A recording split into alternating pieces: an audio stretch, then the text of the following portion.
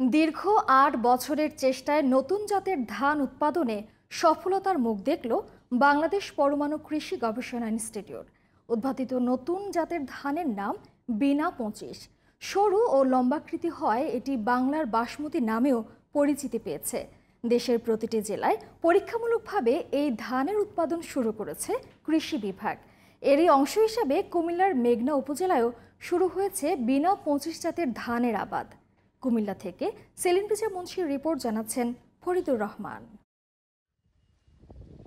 দীর্ঘ ৮ বছরের চেষ্টায় ডব্লিউডি প্রযুক্তির সহায়তায় নতুন জাতের ধান উদ্ভাবনে সফলতার মুখ দেখল বাংলাদেশ পরমাণু কৃষি গবেষণা ইনস্টিটিউট। কৃষি সম্প্রসারণ অধিদপ্তরের বাস্তবায়নে পার্টনার প্রকল্পের আওতায় কুমিল্লার মেঘনা উপজেলার ৩.২৪ হেক্টর জমিতে বিনা ২৫ জাতের ধান চাষ করা হয় প্রদর্শনীর আওতায়।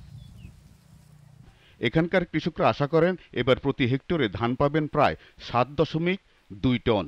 এই ধানের প্রধান বৈশিষ্ট্য হলো এর ভাত সাদা, ঝরঝরে ও সুস্বাদু, যার ফলে বাজার মূল্য বেশি এবং রপ্তানি উপযোগী। প্রিমিয়াম কোয়ালিটির কারণে কৃষকদের মাঝে বেশ আগ্রহ জন্মেছে এই ধান চাষে। ২৯ লাগাইছিলাম, ওটা ফলন তেমন ভালো না। বিনা ২৫ দেওয়া হয়েছে, ওই তুলনায় ধান এটা অনেক ভালো। ধানও লম্বা, খেরের দিক দিয়ে আয় পাইব।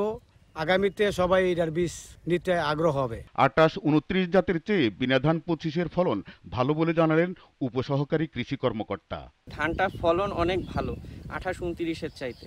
আধা শতক জমির যেই ফলনটা আসছে সেটা হচ্ছে ১৬.৫ কেজি। উপজেলা কৃষি অফিসার জানান, দেশের যে চিকন চালের চাহিদা তা বিনা ধান ২৫ চাষাবাদ করে মেটানো সম্ভব। পাশাপাশি প্রান্তিক পর্যায়ের কৃষকদের মাঝে এ জাতের ধান চাষে উদ্যোগ নেওয়া হচ্ছে।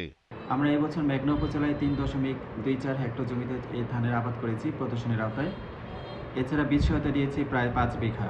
কৃষক এ ফলন পেয়েছে ৭.২ টন পার হেক্টর। যারা প্রদর্শনীর আওতায় এসেছে তাদেরকে আমরা বলেছি আপনারা বীজ রাখবেন। উচ্চ ফলনশীল হওয়ায় বিনা ২৫ জাতের ধান উৎপাদন করে চাল রপ্তানি করে বিপুল পরিমাণ বৈদেশিক মুদ্রা আয় করা সম্ভব বলে জানায় কৃষি সম্প্রসারণ বিভাগ। Faridur Rahman, GTV news.